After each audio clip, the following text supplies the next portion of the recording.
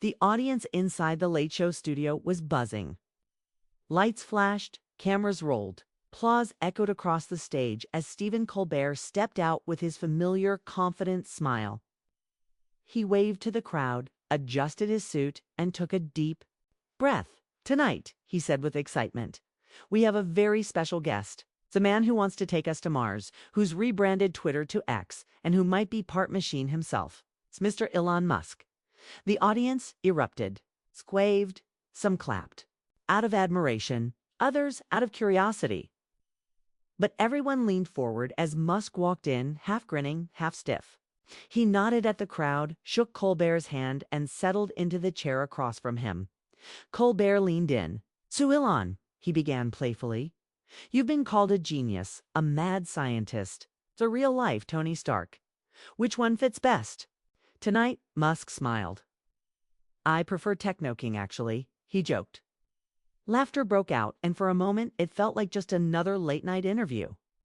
Colbert followed with questions about SpaceX, about the goal to colonize Mars, and about the Tesla truck. Musk gave practiced answers, even made a few jokes of his own. The conversation moved smoothly, but then the temperature in the room began to shift. Colbert tilted his head. "All this innovation," he said slowly, "but some say you're starting to look less like Iron Man, and more like the villain in a Bond movie." The audience laughed nervously. Musk chuckled too, but his fingers began tapping on the armrest. "Come on, Stephen," he replied. "You know, innovation isn't always smooth." "Oh, I get that," Colbert said. "It's kind of like how the Twitter 2X rebrand went, so ... smoothly." The crowd laughed louder this time, sensing the edge. Behind Colbert's smile, Musk's own smile tightened. He adjusted his jacket. "Change is hard," he muttered. Colbert didn't let go. "Harder than landing one of your rockets upright?"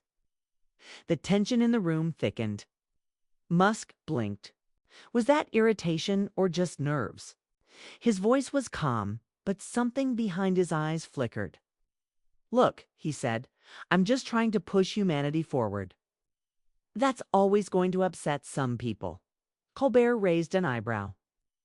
"Let's talk about that, pushing humanity forward. You bought Twitter? Sorry. X to protect free speech, right?" Musk nodded quickly. "Absolutely." Colbert picked up a note card. "Then help me understand why journalists were banned on your platform after criticizing you." A hush fell over the room. Musk's expression darkened. "They doxed me," he said flatly. Colbert leaned back. "Oh, so free speech is only free when it's flattering." The audience gasped. Musk's jaw clenched. "It's more complicated than that." "It's not as complicated as your Tesla stock lately," Colbert said, without missing a beat. More nervous laughter. Musk forced a smile, but he was losing grip. He looked less like a man in control and more like someone trapped. "I'm trying to save humanity," Musk said, his voice louder now, defensive. Colbert's tone dropped just enough to cut. "By charging $8 for a blue checkmark?" The audience howled, but there was unease in the laughter. Musk didn't laugh this time. His hands clenched tighter, shoulders rose slightly. "You're twisting my words," he said through his teeth. Colbert didn't blink. "Or maybe you're just not used to someone calling you out." Silence.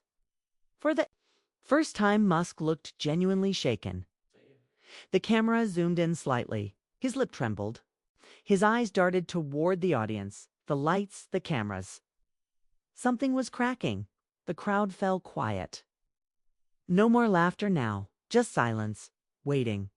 Colbert's grin faded. His voice softened. "Elon, are you okay?" Musk blinked rapidly. A hand moved quickly to his face. He wiped something from under his eye. "I'm fine," he muttered. Colbert seemed to hesitate. His next line came slower. "Look, man, I'm just doing my job." Musk's voice dropped. "Your job is to mock me." "No," Colbert said gently. "It's to hold power accountable." The audience didn't cheer. They didn't clap. They just watched, almost afraid to breathe. Musk looked down at his hands. I'm not the bad guy, he whispered. Colbert nodded. Then stop acting like one. There it was. No jokes. No applause. Just that sentence, it hung in the air like smoke. Musk didn't respond. He looked smaller now, not defeated, but cracked. The audience felt it. Something had shifted. Colbert cleared his throat. Let's lighten things up, he said, trying. To pull the moment back, tell us about SpaceX's next mission. Musk blinked, grateful for the change. We're going to Mars, he said weakly. Colbert nodded. Cool. Will you be charging for oxygen up there too? The audience laughed, but it wasn't the same. There was no spark in it.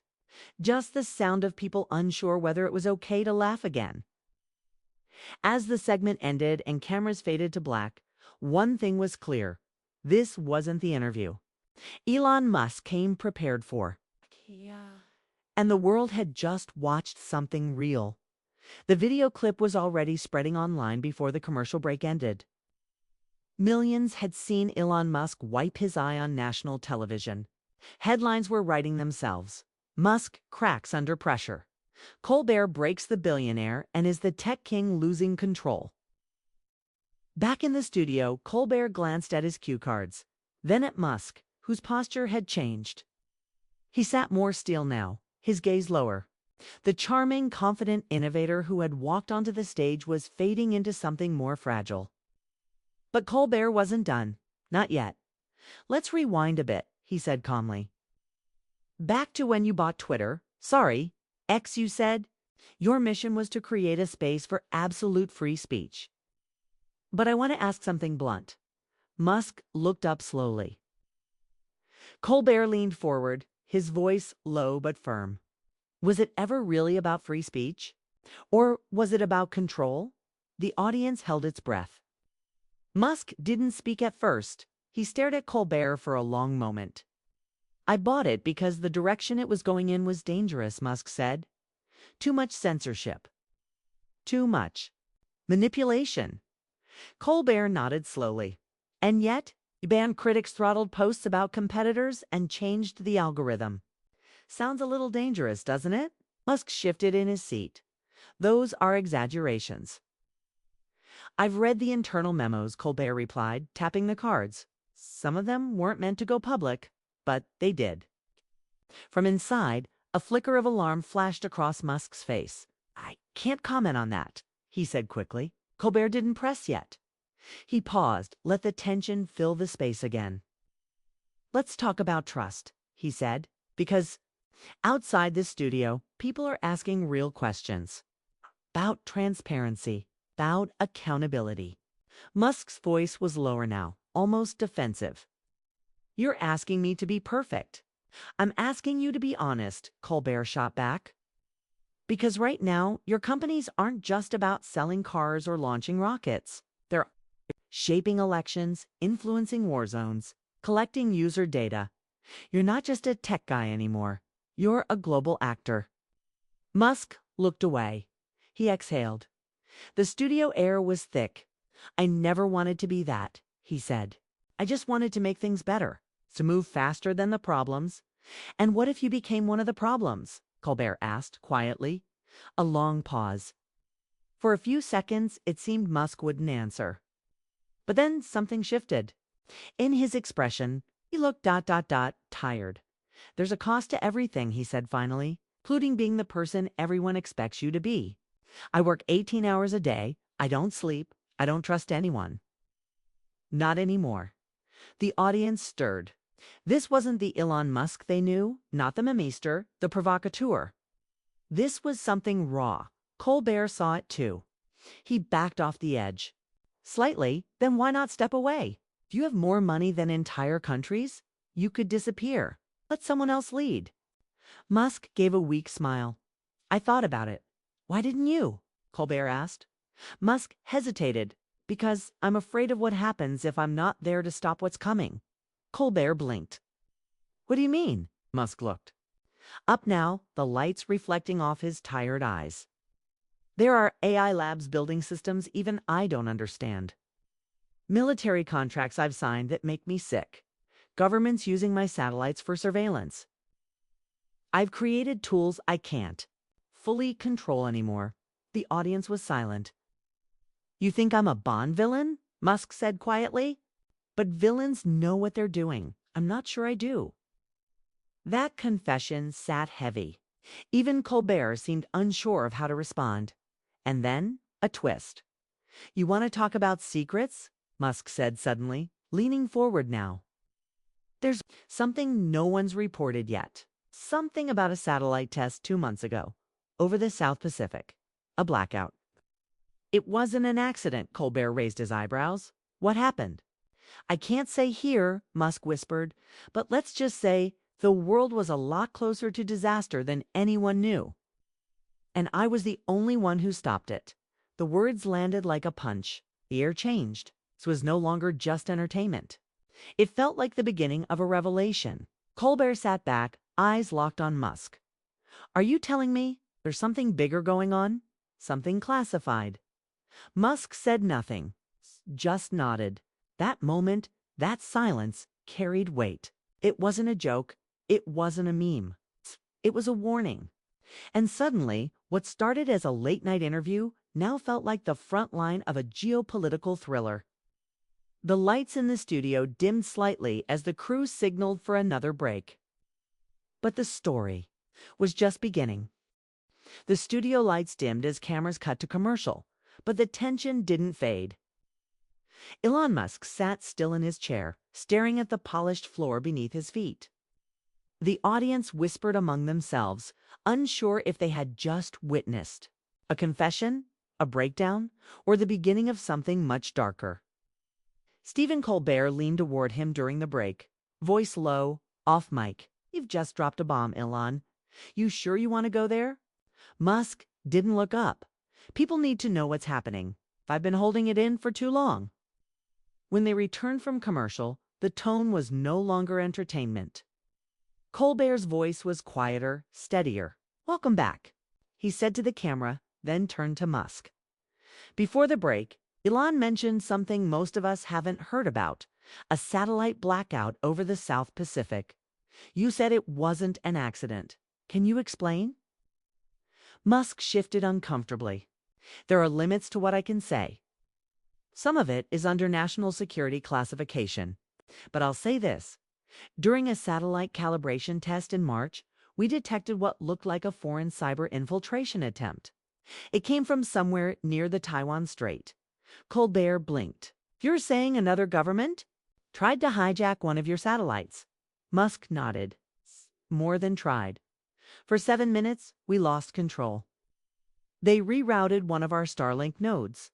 They had succeeded fully. They could have blacked out all communications in that quadrant. Ships, aircraft, internet, ... gone. The audience gasped quietly. Colbert sat up straighter. And you stopped it. I manually overrode the system from the backup control room in Hawthorne, Musk said. But it shouldn't have been possible. That level of breach. It wasn't some hacker. This was state-sponsored. Colbert paused. Which state? Musk hesitated. I don't want to say it out loud. But let's just say it's the one everyone expects. China. The implication was deafening. You realize what you're suggesting, Colbert said? That there's already a silent cyber war being fought ...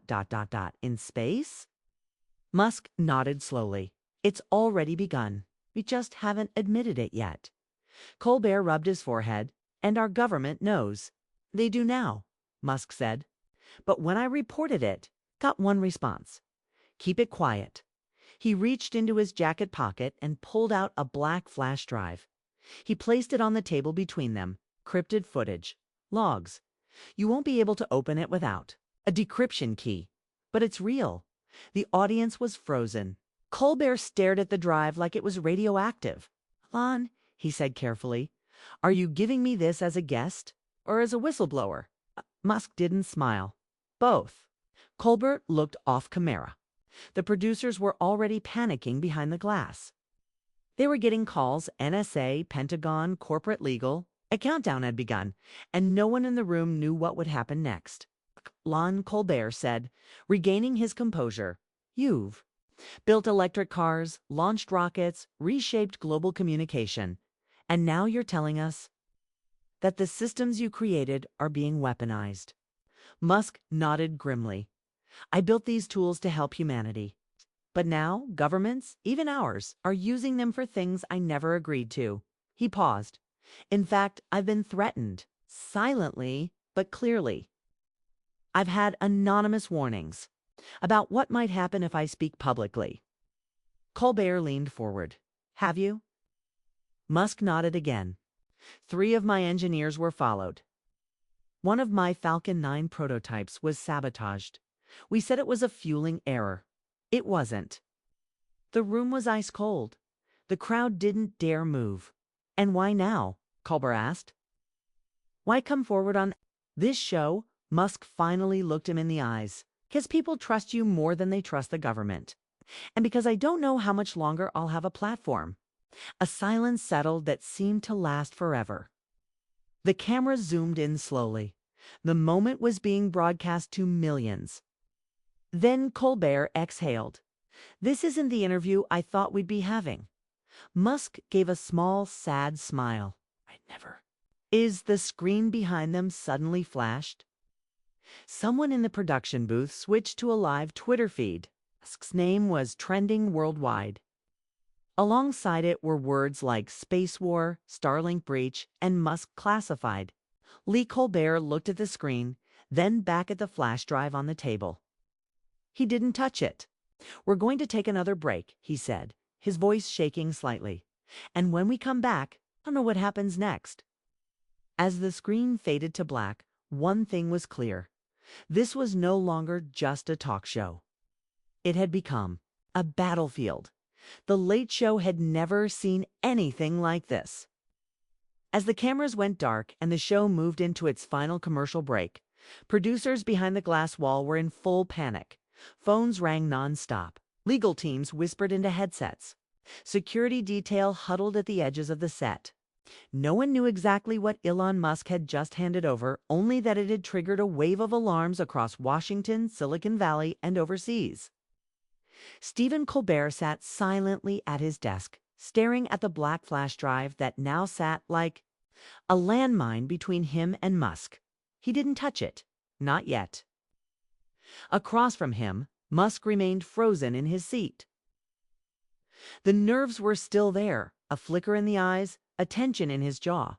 But something else had emerged too, a kind of calm. It's like a man who had been waiting for this explosion to happen and was finally ready to face it. Colbert spoke softly into his mic as the lights came back on. We're live again, he said. And if you're just joining us, things have taken a turn. The audience gave a weak, unsure laugh. Colbert didn't smile. Elon Musk has just claimed, he continued, that one of his satellites was hijacked by a foreign government, that the breach was covered up, and that his companies SpaceX, Twitter, Tesla are being used in ways even he can't control. Colbert turned to Musk. Let me ask the question that's probably on everyone's mind.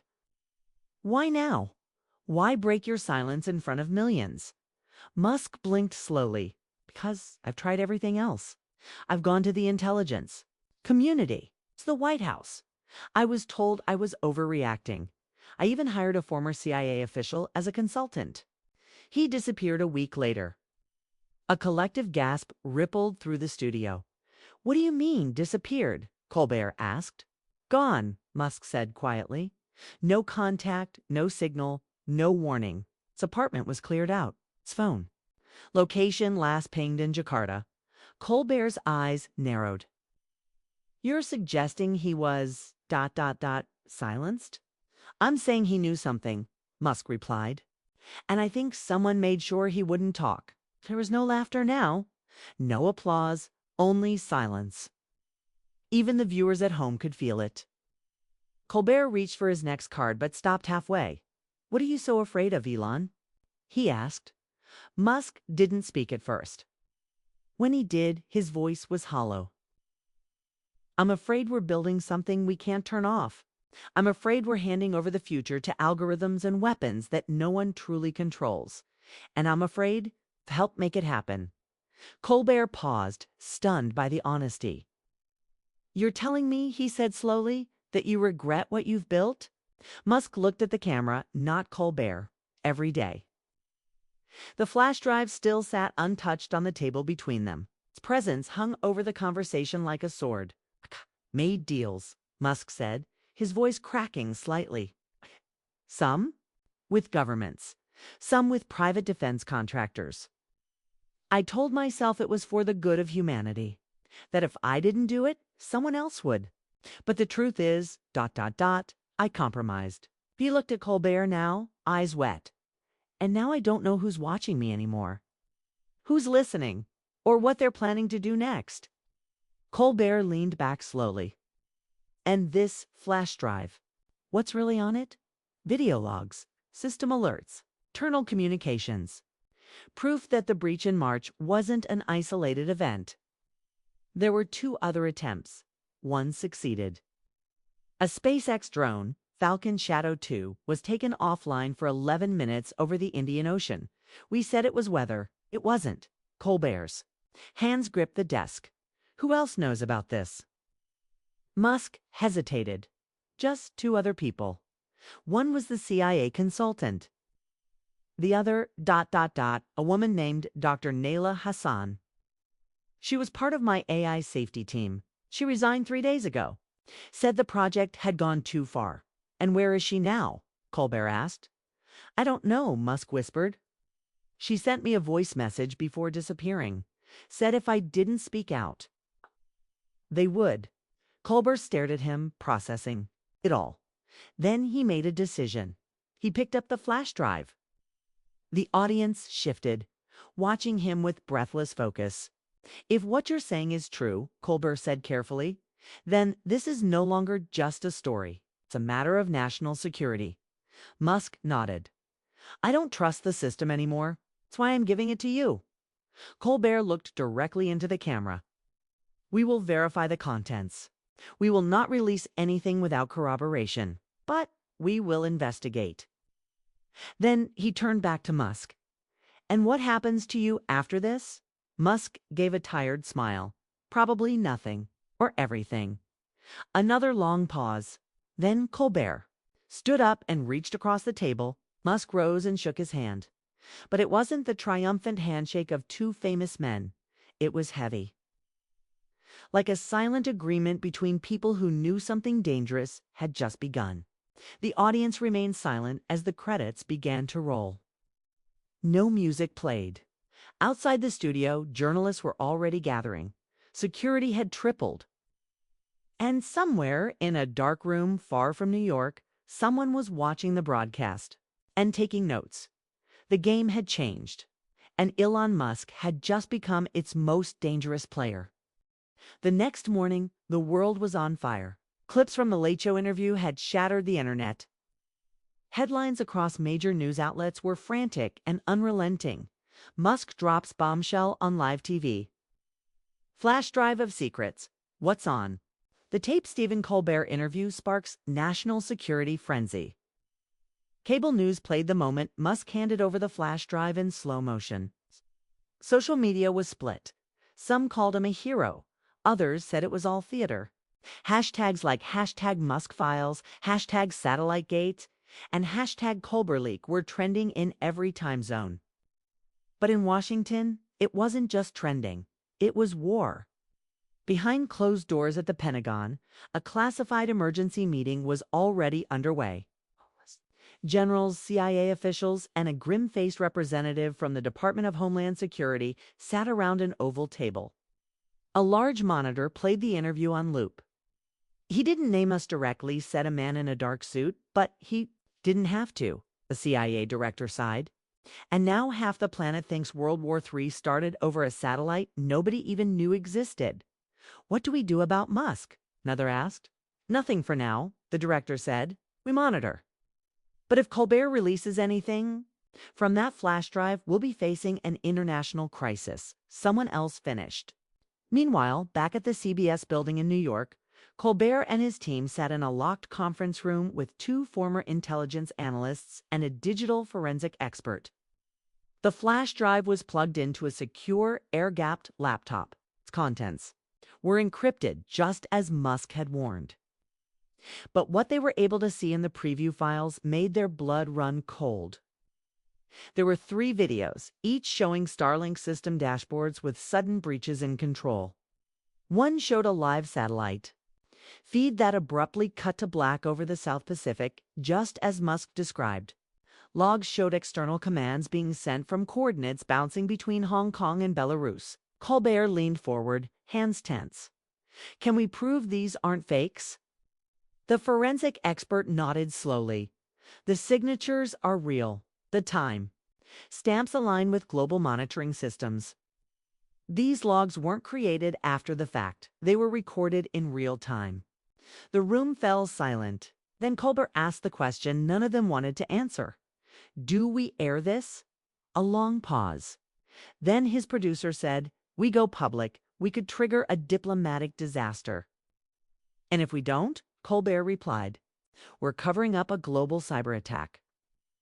He stood and walked toward the window, staring out over Manhattan. Helicopters buzzed in the distance. Below, protesters had gathered outside the building. Some carried signs that read "Truth Matters." Others accused Colbert of staging a political stunt. He didn't care about that. Cared about the truth. And the truth was, Elon Musk had not just leaked something, he had lit a fuse. At the same time, across the country, in a quiet, guarded Tesla lab in Nevada, an engineer was working alone in a basement server room. Her name was Dr. Nayla Hassan, the same woman Musk had mentioned on the show. She had not disappeared. She had gone underground. With only her laptop and a briefcase of files, she was preparing to do what Musk could not: reveal everything. She opened a secured video channel and uploaded the first wave of documents. It included emails between SpaceX executives and a private military contractor with deep ties to both the U.S. and Chinese defense sectors. The contents were explosive: weaponized satellite code, AI decision-making algorithms sold under the radar, messages confirming a deal between Musk's security division and a top-ranking official in Beijing. This was more than anyone expected. She attached a message to the file before uploading it to a secure journalist network. "I stayed silent for too long. The world deserves to know what's been built in its name." Back in New York, Colbert's producer suddenly got a ping. "Sir, you need to see this." They played the file on the screen. The video of Dr. Hassan was clear, direct, and terrifying. "This ... changes everything," the producer whispered. Colbert nodded slowly. "Then we go live." They prepped for a breaking broadcast. Not entertainment, not satire. This time, it would be a special edition, Colbert reports. The files Musk tried to bury. Meanwhile, Elon Musk watched from a hotel room, curtains drawn, phone turned off. His name had become a code word. His face was now on every screen. He had started the fire, but others were carrying the flame. And somewhere in the shadows, governments, corporations, and covert agencies were preparing to fight back. Because secrets once exposed don't disappear. They only grow louder. New York City froze as the countdown to the live broadcast began. The bright, playful colors of the Late Show set were replaced with dark tones and cold lighting. "Stephen?" Colbert sat at his desk, not with note cards and jokes, but with documents, flash drives, and a serious look the country had never seen on his face. "This is not a comedy show tonight," he said as the camera went live. "This is a national moment." The screen behind him lit up with a headline: "The Musk Files, What You Weren't Supposed to See." Colbert looked straight into the camera. "Over the past 24 hours, we verified key portions of a flash drive Elon Musk handed me on this very stage. What we've discovered is ... alarming." He paused. "We have also received a second file from a whistleblower named Dr. Nayla Hassan, a former AI safety officer inside Musk's own SpaceX division. She has provided further evidence that suggests private space assets designed for civilian use have been manipulated and, in some cases, weaponized by global actors, some of whom have ties to the U.S. government, some of whom do not. The words echoed across living rooms in every time zone. Journalists scrambled.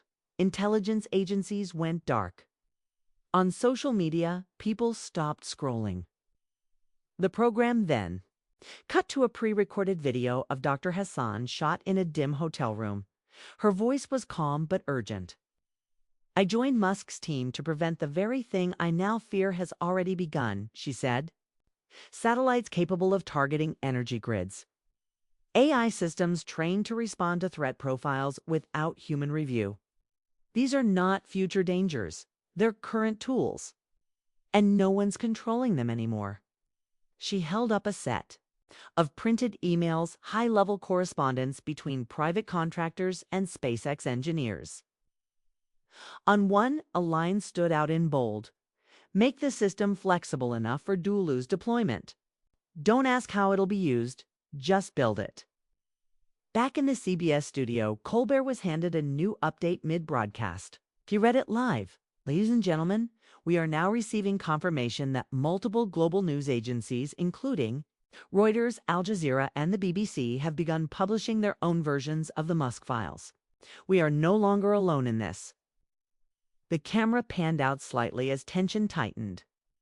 Then, without warning, the screen behind Colbert glitched. The show's signal flickered. Technicians scrambled. A new video suddenly forced its way onto the feed, grainy, unverified, but clearly real. It showed a command line interface. Satellite data streamed across the screen. Then a clear voice spoke in English, but with a trace of a foreign accent. "We warned you. You built the machine. Now it answers to no one." The message lasted 10 seconds. Then the screen went black. Panic rippled across the control room. Colbert looked at the camera again, this time slower, more measured. "We don't know who just hijacked this broadcast, but what we do know is that someone is watching, listening, and willing to respond not with denial, but intimidation." A siren went off in the studio hallway. Internal alert, not public. Colbert's earpiece buzzed as security personnel entered the set. Meanwhile, in California, Elon Musk was already on the move. Inside an armored black SUV speeding through an industrial zone in Hawthorne, Musk spoke softly into a secure satellite. "Phone release protocol 9, he said. "Sir, are you sure?" His assistant replied. "If we don't act now," Musk said, "we'll never control it again." Unknown to the public, Protocol 9 was a last resort command, a global satellite. Reset designed to isolate and re-encrypt core systems. It had never been used.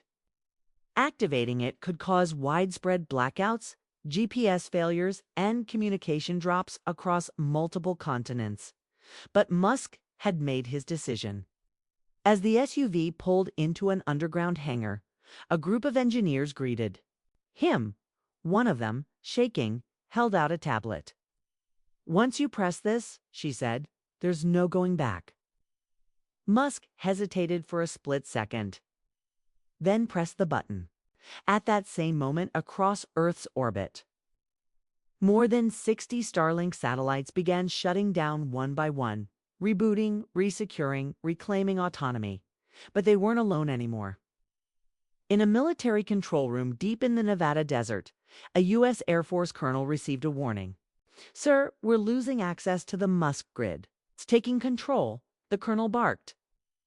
The technician replied, pale-faced, "He is." Across the world, governments scrambled to respond. Air traffic slowed. Stock markets dipped. The digital heart of the modern world had been momentarily paused by the man who helped build it. Back at CBS, Colbert had received a final message through a secure line from Musk himself. "Tell them I'm not doing this to win. I'm doing it so we don't lose everything." Colbert looked at the camera. "This is no longer about one man. It's about power. Who has it? Who controls it? And who dares to challenge it? The screen faded to black, and the world held its breath. The sun hadn't yet risen over the East Coast, but the world had already changed. Global airwaves were flooded with emergency reports across Europe, Asia, and the United States. Communication disruptions caused confusion, flight delays, financial slowdowns, and widespread panic. Starlink, the very network powering emergency response teams and military units in remote regions, had gone dark and then returned, but under a new command. In Moscow, Beijing, London, and Washington, red phone lines buzzed. Inside a secure White House Situation Room, U.S. presidents stood over a war room table surrounded by advisors, intelligence chiefs, and senior military officials. "Give it to me straight," the president said. The NSA director wiped sweat from his forehead. "Musk activated a protocol we didn't even know existed. He's effectively rebooted the largest private satellite network on the planet and locked out every backdoor we had." "Is it a declaration of war?" "Not yet," another voice answered. "But it's a warning. It's making a move before someone else does." Across the ocean, Chinese officials were drawing similar conclusions. In a dim conference hall in Beijing's National Security Command Center, satellite analysts reviewed the same data. "Everything we tried to access is gone," a young military tech reported. "We are cut off." The general in charge leaned back. So, the king finally decided to guard his throne. Back in New York, Stephen Colbert stood on a nearly empty soundstage. The show's audience had been evacuated for safety. Federal agents had swept the studio. Armed guards stood just out of frame. But Colbert was still broadcasting. "This may be the final transmission for a while," he told the camera. "We've just received confirmation that the files Dr. Hassan released have reached every major global newsroom. There's no turning back now." He paused. "What started as a late-night interview has revealed the most important story of our time. One man's rise to total digital power, and the moment he chose to use it not for profit, but for warning." On screen, Dr. Hassan's last message appeared again, this time uncensored and raw. "We built a god out of code and metal. We thought it would save us. But what if it simply mirrors us, our fear, our hunger, our ambition? Now it watches everything, decides everything, and no one, not Elon, not the generals, not the presidents, fully controls it anymore." Colbert's voice cracked slightly as he continued. "We now understand that the satellite breaches were only part of a much larger system, one tied to AI warfare. Unregulated global surveillance and a silent competition between nations to hijack tools created without rules. Wow. Elon Musk didn't start this war," he added. "He may have become its first defector." A new graphic appeared behind him, a global map. Several key locations blinked red. A military base in Alaska, a Chinese naval port in the South China Sea, a French aerospace command center near Toulouse. Each had been using Musk's infrastructure. Each was now locked out. Meanwhile, Musk was on the move again. Aboard a SpaceX private jet somewhere above the Atlantic, he stared out the window into the darkness, speaking quietly into a secure line routed through one of the few satellites still under his personal control. "Tell them it's not an attack," he said.